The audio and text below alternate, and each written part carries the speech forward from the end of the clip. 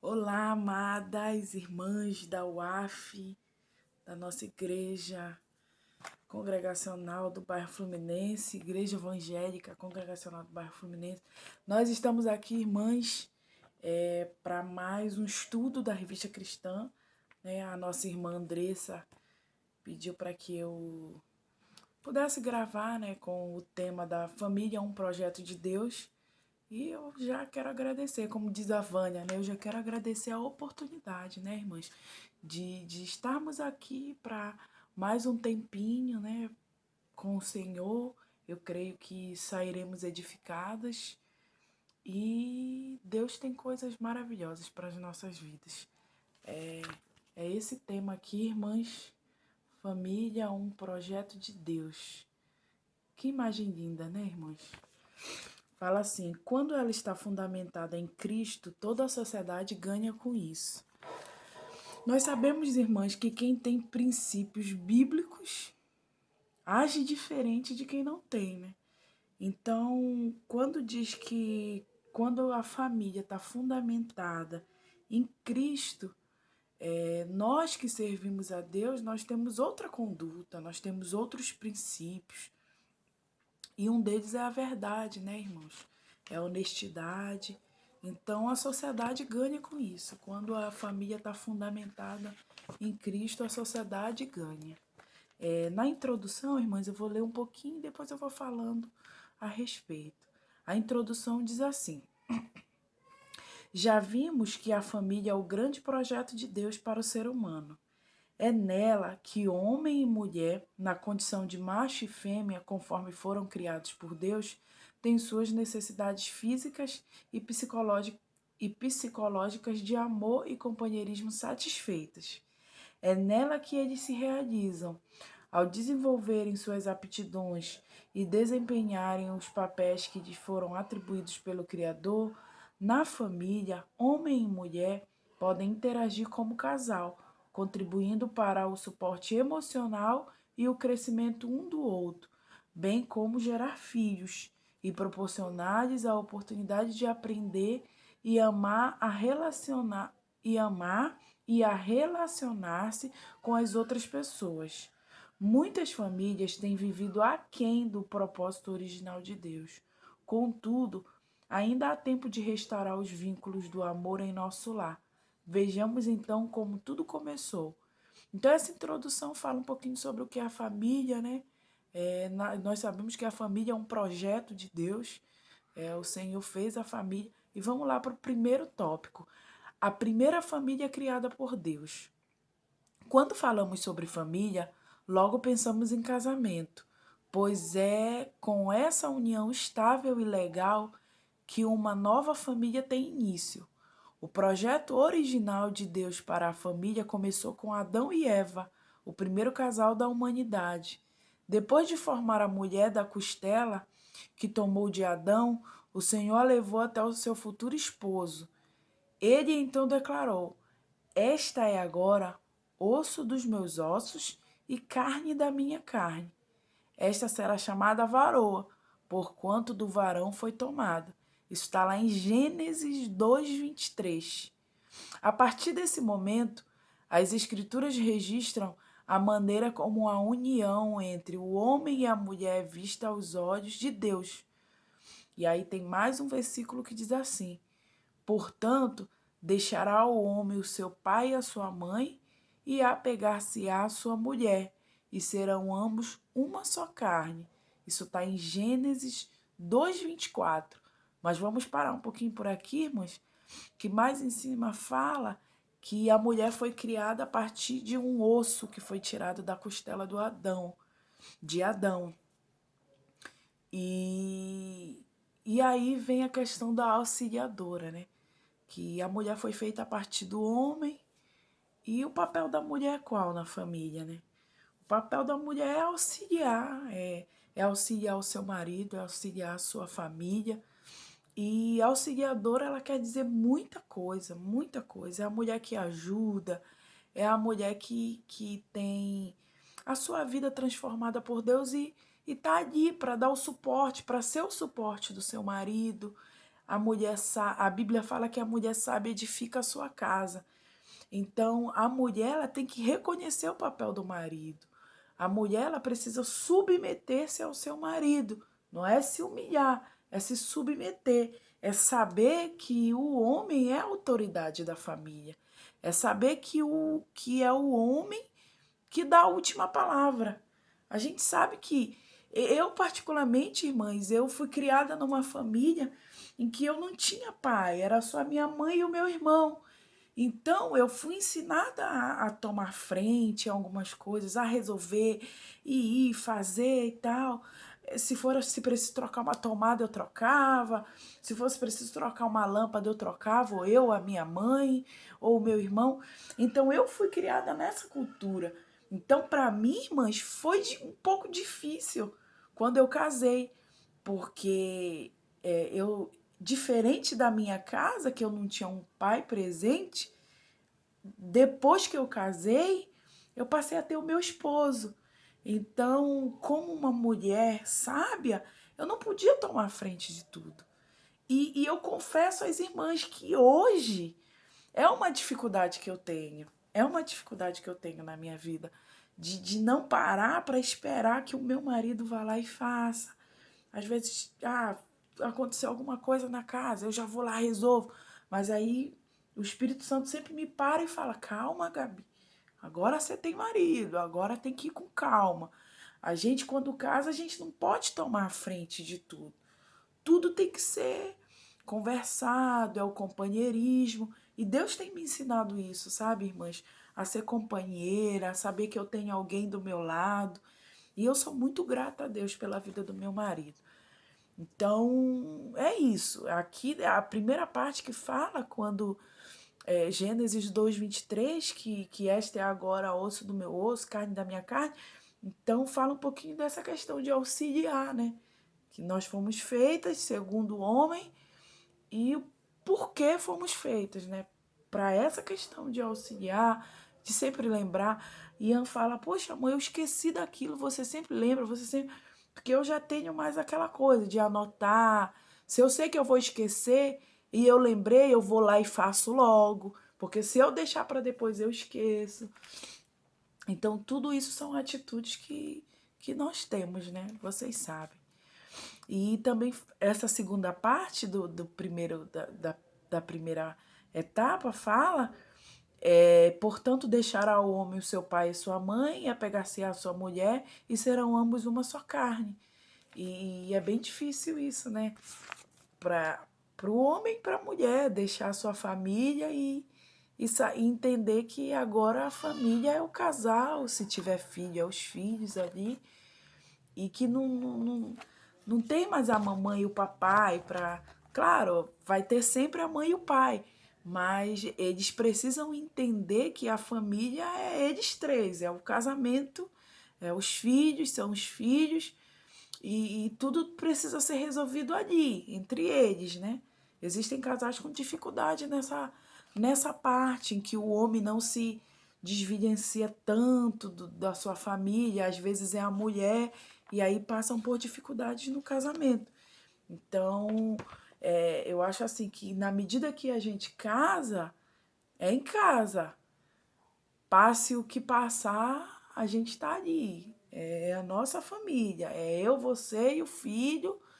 E vamos seguindo, vamos passando pela prova dando glória a Deus. Não que a gente vai esquecer dos nossos pais, pelo contrário. Eu vivo cobrando Ian. A gente mora longe, eu moro longe do meu pai, o Ian mora longe da mãe, do pai, da avó, que é praticamente a mãe.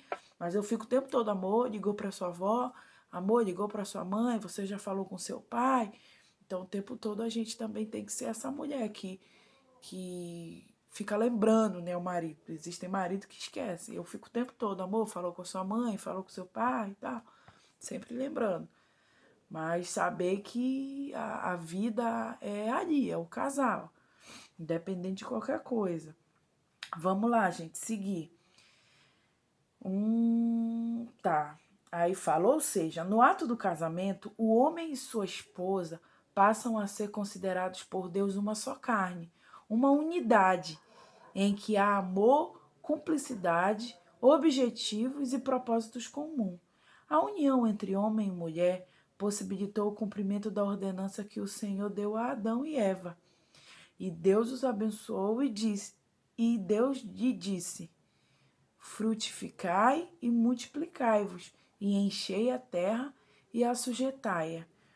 Então aqui fala sobre a bênção de Deus sobre Adão e Eva, né? Falando para que eles multiplicassem e enchessem a terra. É um pouco difícil encher a terra, né, Senhor?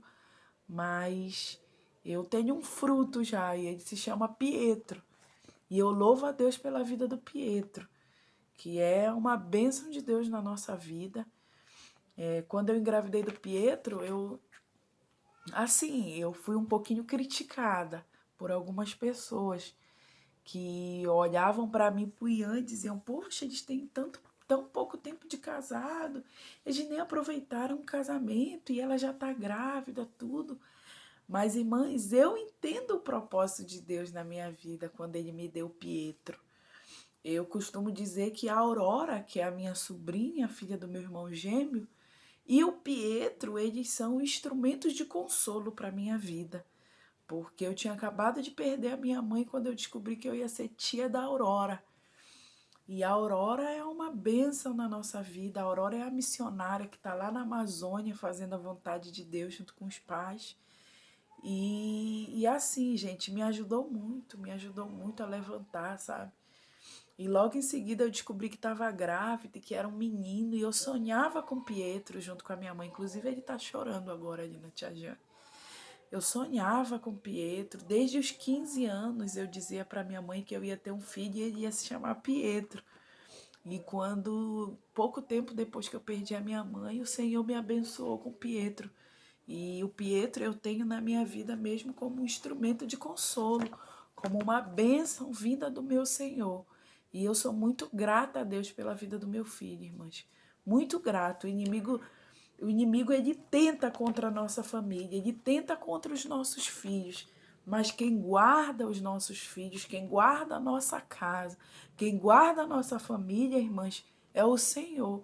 E nós não devemos temer.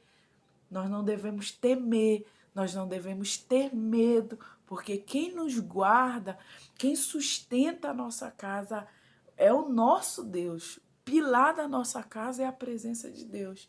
Então, que nós possamos ser confiantes, que nós possamos ser mães, mães abençoadas, mães que não aborrecem os seus filhos, mas mães que as ajudam. O Pietro ele só tem 1 ano e 5 meses, irmãs, e assim, eu tenho uma dificuldade com o Pietro. O Pietro ele é bem para frente, ele é bem comunicativo, e isso faz com que ele seja um pouco respondão. Ele tem só 1 ano e 5 meses e às vezes eu vou brigar com ele, ele responde. E eu fico: Senhor, como agir? Teve até um certo tempo que, quando ele dormia, irmãs, eu ia orar. Eu ia orar e me ajoelhava e pedia: Senhor, me ajuda com a criação do Pietro, porque eu sei que o Pietro é teu. E pegava no Pietro e ungia, ficava orando ali em cima do Pietro para que o Senhor venha abençoar e tirar tudo que não agrada a Deus da vida dele. Ontem mesmo a gente teve um susto muito grande com o Pietro. O Pietro teve tava brincando com a chave da moto do pai dele, e eu falando: filho, essa chave tá suja, dá pra mamãe, dá pra mamãe. E Pietro nem aí pra mim. Eu peguei a chave da mão dele, o Pietro começou a chorar e tomou o choro. O Pietro não conseguia respirar, começou a ficar vermelho, começou a ficar roxo, e a gente sacudia o Pietro mole, sem respirar. Gente, que luta, que luta. Eu tô rouca, as irmãs estão percebendo a minha voz um pouco rouca, porque eu comecei a gritar, irmãos. Sabe aquele sentimento de perda? Foi o que eu senti ontem, porque eu vi o meu filho praticamente desfalecido no colo do Ian. E aí o Ian já desesperado, depois de fazer manobra, depois de virar ele, o Ian foi e chupou a boquinha dele e ele respirou. E respirou, e aí eu me acalmei um pouco, mas ainda estou um pouco, sabe, meio trêmula, irmãs, porque não é fácil. Mas nós sabemos que quem cuida de nós é o Senhor. E depois isso, irmãs, só me faz ser grata a Deus. Só me faz ser grata ao Senhor, porque Ele é o Deus que cuida do nosso filho. A gente pode estar dormindo, a gente pode estar em outro lugar, mas nós sabemos que é o Senhor quem cuida dos nossos filhos. Portanto, Ele cuida da nossa casa, Ele cuida da nossa família, queridas. Então, confia no Senhor, crê que é esse Deus maravilhoso quem nos guarda. Ele é o guarda de Israel. Ele nunca dorme. E glória a Deus por isso. Amém, irmãos? Vamos prosseguir aqui um pouquinho. O segundo tópico diz assim: família, plano de Deus. Os planos de Deus são perfeitos. Quando ele estabeleceu a família, seu propósito era criar um refúgio no qual o homem e a mulher vivessem em harmonia e paz. O Senhor projetou o lar para que as pessoas tivessem um lugar onde pudessem se desenvolver plenamente. Lá no Salmos, aí tá Salmo 128. Vamos ver o que tá lá no Salmo 128. Procura aí, irmãs. Salmo 128 diz assim: bem-aventurado aquele que teme ao Senhor e anda nos seus caminhos. Do trabalho de tuas mãos comerás, feliz serás e tudo te irá bem. Tua esposa no interior de tua casa será como a videira frutífera, teus filhos como rebentos da oliveira, à roda da tua mesa. Eis como será abençoado o homem que teme ao Senhor. O Senhor te abençoe desde Sião, para que vejas a prosperidade de Jerusalém durante os dias da tua vida. Veja os filhos dos teus filhos, vejas os filhos de teus filhos. Paz sobre Israel. Amém, irmãs? Que versículo maravilhoso, né? Tua esposa no interior de tua casa será como a videira frutífera. Eis como será abençoado o homem que teme ao Senhor. Aí fala temor de Deus e felicidade no lar. Aleluia! Glória a Deus! Então, queridos, aqui fala que é um refúgio, né, para o casal, para a família, é o lar, é a sua casa. Quando eu li esse trecho, irmãs, eu pensei que existem pessoas que elas não veem o seu lar como um lugar de refúgio. Existem homens e mulheres que veem o seu lar como o último lugar que eles queriam estar. Às vezes o nosso marido chega do trabalho cansado, estressado, a gente tem algumas questões para conversar, e isso também é falta de sabedoria, e a gente vai, cobra o marido e faz aquela coisa e tal. E isso faz com que o lar não seja um lugar harmônico e de paz, como diz aqui. Então, irmãs, isso cabe a nós ter essa sabedoria, nós mulheres, de plantar a paz dentro do nosso ambiente. Claro, sempre buscar o Senhor, ser uma mulher sábia, ser uma mulher que edifica a sua casa. Se você sabe que está próximo do seu marido chegar, eu sempre faço isso. Agora não, que a gente está trabalhando junto, né? Eu estou trabalhando no correio, ele também, a gente chega quase no mesmo horário. Mas se você sabe que está perto do seu marido chegar, vai lá dar uma organizadinha na casa.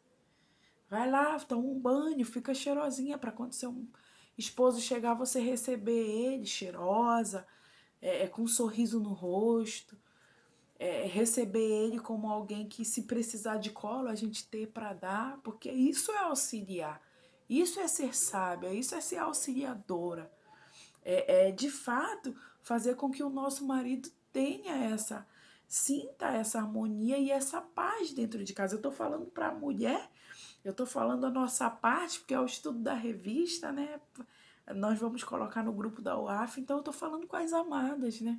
Para que nós possamos ter sabedoria nessa parte, assim como o homem também, para receber a sua esposa. A mulher não mora só dentro da casa. Então o homem faz parte do ambiente do lar. Da mesma forma, agradar a sua esposa, sempre com... Eu, até hoje, a gente já está com 3 anos de casado, é pouquíssimo tempo.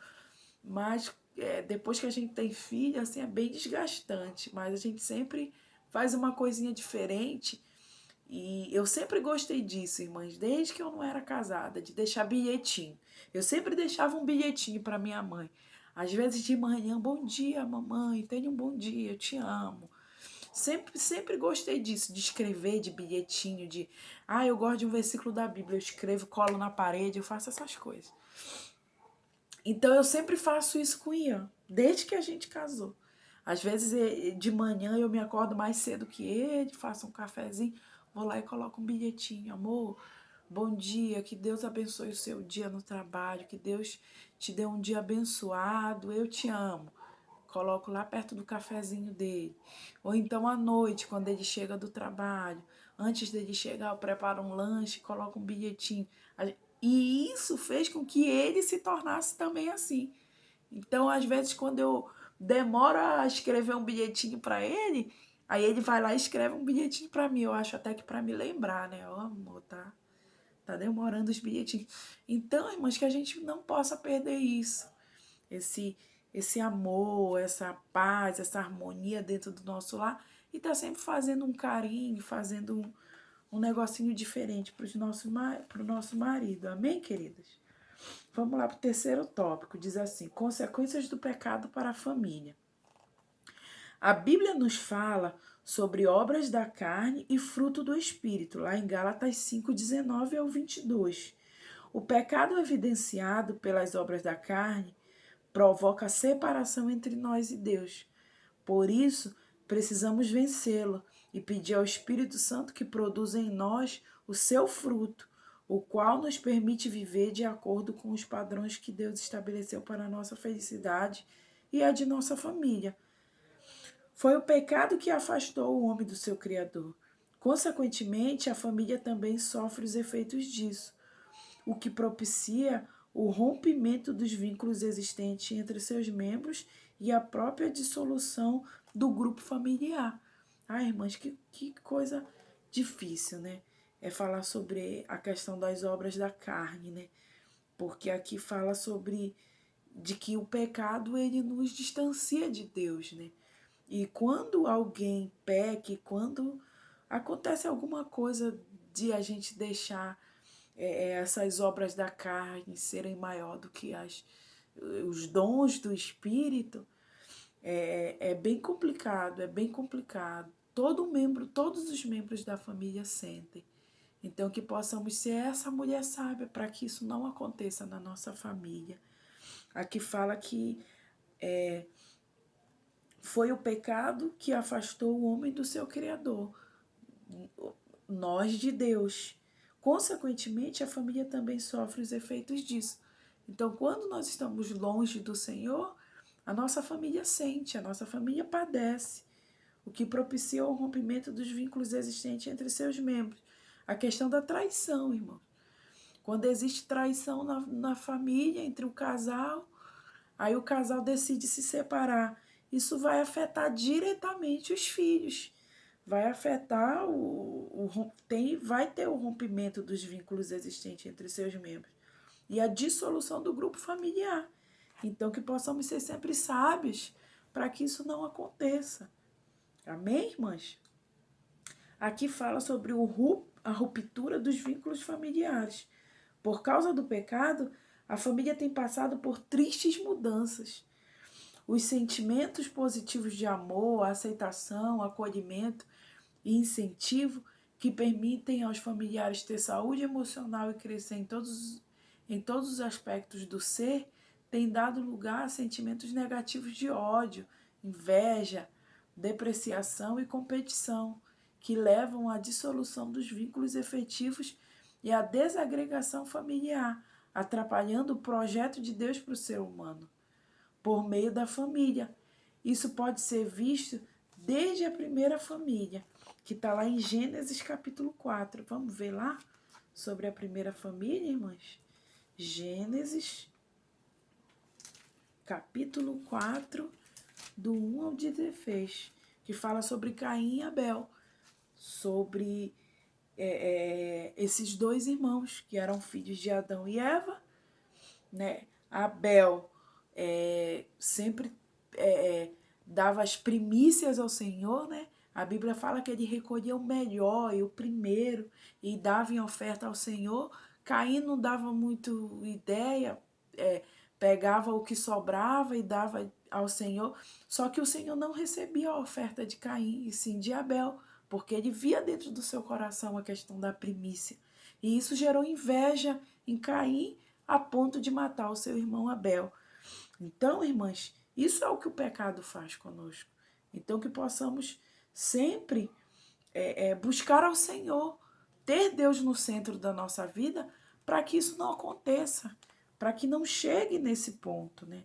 Aqui fala assim: Caim, o primogênito de Adão e Eva, matou por ciúme seu irmão, seu próprio irmão. Esse exemplo mostra de modo claro como o pecado pode destruir a paz, a harmonia e o amor que devem existir no seio familiar. Quando os vínculos familiares vão se enfraquecendo, a desagregação da família acontece. A essa altura, o pecado já se instalou totalmente no lar. Depois disso, as consequências começam a se manifestar e o desentendimento passam a ser constante. Se isso culminar na decisão do casal pela separação, a família toda pode se desintegrar. É bem difícil, irmãos, isso é bem difícil. Então, que possamos sempre buscar estar no centro da vontade de Deus, orar muito pelo nosso casamento, buscar em Deus mesmo as respostas para tudo. E assim, nunca tomar decisões precipitadas, irmãos. Nunca tomar decisões quando você está chateada. Nunca ir tentar resolver alguma coisa com chateação, porque a gente só vai piorar as coisas. Espera o negócio acalmar e só aí você tenta ir até seu cônjuge para poder resolver as coisas. É bem melhor. Vamos partir para o final agora, irmãos. A conclusão fala assim: a família é a célula mãe da sociedade. Por essa razão, quando ela está fundamentada em Cristo, todos os seus membros se desenvolvem como indivíduos sadios e toda a sociedade ganha com isso. Sabemos que Deus tem o cuidado especial com a família e que o diabo quer destruí-la.